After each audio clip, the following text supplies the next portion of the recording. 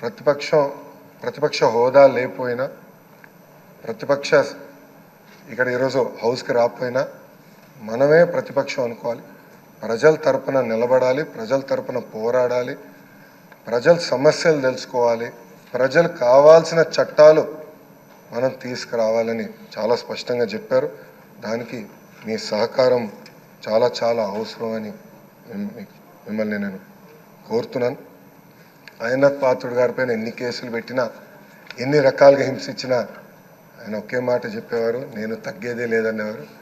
అహర్నిశలు పోరాడేవారు. గన్నవరం సభలో కూడా మీరు ఆనాడు వచ్చి మాట్లాడితే కూడా మరుసటి రోజు మీ పైన కేసు పెట్టి నాన్ బెయిలబుల్ వారెంట్ కూడా ఇష్యూ చేస్తాం చూసాం. కానీ అయ్యన్న పాత్రుడు ఎప్పుడు తగ్గలేదు, ఎప్పుడు పోరాడితే ఉన్నారు. ఆ స్ఫూర్తిని మేము అందరం కూడా హౌస్కి తీసుకెళ్తాం. మీ దగ్గర నుంచి మేము చాలా నేర్చుకోవాల్సిన అవసరం ఉంది. సో మా లాంటి యువకుల్ని ఈ హౌస్లో